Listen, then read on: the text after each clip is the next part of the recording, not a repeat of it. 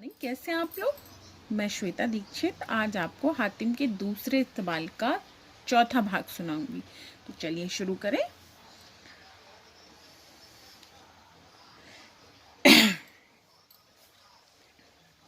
आगे करते हैं। इसमें हमने देख लिया था कि हातिम ने किस तरह से एक अजगर से आदमियों की जान बताई और चीन देश के लिए जा रहा था। अब आगे सुने। फलस्वरूप वह निवासी हातिम को बादशाह के पास ले गया। हातिम बादशाह को सलाम करके बोला, सरकार, ये कैसी अन्याय की बात है। मैंने सुना है कि आपकी बेटी यहाँ आने वाले प्रत्येक आदमी को निरपराध मारती है और उसी के कारण इस शहर का नाम अन्याय पर पड़ गया है। आप ऐसी बेटी को मार क्यों नहीं देते। बादशाह ने कहा, हे प्यारे, संसार में कोई ऐसा मनुष्य नहीं है जो अपनी संतान को, चाहे वह भली हो या बुरी, मार दे। परंतु इस अन्याय से मैं भी बड़ा दुखी हूँ। इस दुख से तभी छुटकारा छूटूंगा जब ईश्वर चाहेगा। हातिम ने कहा, ईश्वर खुदा की इच्छा से आपके दुखों से मुक्ति मैं आपको दे दूंगा। मैं खुदा की राह में परहित में कमर बांधी है। आप मुझे अपनी बेटी के पास ले चले। बादशाह ने हातिम को बेटी के महल में भिजवा दिया। तब शहजादी अपनी धाय के अलावा उसके पास और कोई नहीं था। तब हातिम ने शहजादी से पूछा, तब हातिम ने बादशाह की बेटी को देखा तो मन ही मन सोचा, ऐसी सुंदरी दुनिया में कोई दूसरी हो ही नहीं सकती, मगर कर्म कितने घिनौने हैं। शहजादी की दृष्टि हातिम पर पड़ी तो वह प्रीति के फंदे में फंसने लगी। इस आदमी ने मेरे मन को अपनी ओर खींच लिया है, परंतु अफसोस कि कल सवेरे ये प्यारा भी मृत्यु के मुंह में चला जाएगा। तब हातिम ने धाय से पूछा, मुझे भी बताएं क्या बात है। धाय ने हातिम को बताया, हे पथिक, रात होने पर शहजादी पागल हो जाती है और अनाप शनाप बकती है। ऐसी दशा में वह अपरिचित आदमी से कुछ प्रश्न करती है। जब अपने माफिक उत्तर नहीं पाती तो जान से मार डालती है। इतना कहकर धाय हातिम के लिए भोजन लाई।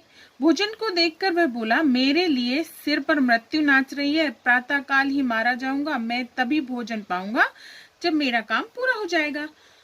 हातिम ने भोजन नहीं किया और जब रात हो गई तब भी हातिम शहजादी के पास रहा। जब रात का एक पहर बीत गया तो वह लड़की पागलों की भांति उछलने कूदने लगी और बहकने लगी। तब हातिम से बोली, हे ए आदमी, तुझे क्या तेरी मृत्यु ले आई है। अब तू जीवित नहीं रह सकता। अब तू मेरे प्रश्नों की उत्तर दे। हातिम ने पूछा, क्या प्रश्न है तेरे। शहजादी चिल्लाकर कहने लगी, वह पानी की बूंद कौन सी है जो सजीव होती है। हातिम ने तुरंत उसके प्रश्न का उत्तर दिया, वह बूंद मनुष्य का वीर है।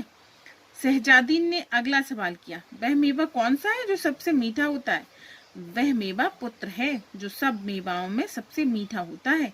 शहजादी ने तीसरा प्रश्न किया, वह क्या है जो दिखाई नहीं देता और कोई उससे जुदा भी नहीं है। हातिम ने इस प्रश्न का जवाब पहले की ही भांति निर्भीकता से दिया, वह है मृत्यु। अब तो शहजादी पछाड़ खाकर गिर पड़ी और बेहोश हो गई। इतने में उस लड़की के शरीर से एक भयंकर सांप निकला और तेजी से हातिम पर झपटा। हातिम ने तत्काल रीछ की बेटी वाला मोहरा अपने मुख में डालकर उस सर्प को पकड़ लिया और उस एक कपड़े में बांधकर गड्ढा खोदकर पृथ्वी में दबा दिया। प्रातःकाल होने पर जब शहजादी को होश आया तो वह घूंघट निकालकर हातिम के सामने आकर बोली, आप कौन हैं जो यहाँ बैठे हैं। हातिम ने कहा, अरे अनजान, भूल गई, मैं वही आदमी हूँ जिसके तेरे पिता ने कल नौकरों के साथ तेरे पास भिजवाया था।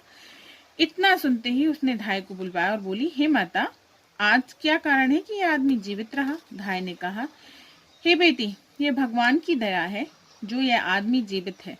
फिर धाय ने हातिम से पूछा, तुम कैसे जीवित रहे। हातिम ने कहा, पिछली रात कुछ रात बीतने पर जब शहजादी पागल हुई तो भक्ति और मेरी ओर दौड़ी, परंतु मैं निडर रहा। तब क्रोध करके बोली, तू यहाँ मरने के लिए आया है, मेरे प्रश्नों के उत्तर दे। मैंने इसके प्रश्नों के उत्तर दे दिए। जब सवाल ठीक ठीक थे तो शहजादी जब बेहोश होकर जमीन पर गिर पड़ी। उसके शरीर से एक भयंकर सर्प निकला मुझे निकलने दौड़ा, परंतु मैंने उसे पकड़कर गड्ढा खोदकर आंगन में दबा दिया है। वही निर्देशों को मारता था।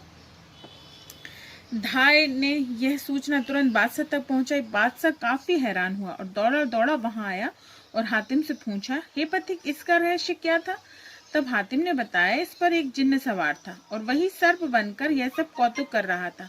हातिम ने यह भी बताया कि अब यह उसके प्रभाव से मुक्त है।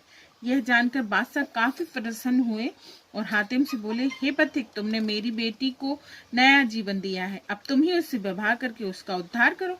हातिम ने कहा, मैं अवश्य ही विवाह कर लूंगा, परंतु विवाह करके इसे जहां इच्छा होगी ले जाऊंगा। बादशाह ने कहा, तुम मालिक हो, चाहे जो करना। और फिर बादशाह ने अपनी बेटी का विवाह हातिम से कर दिया। हातिम 3 माह तक वहां रहा। शहजादी जब गर्भवती हुई तो उसने कहा, मैं यमन का शहजादा हातिम हूँ, अब तुम मुझे विदा कर दो। तेरे पेट में यदि पुत्र पैदा होगा तो मेरे पास भेज देना।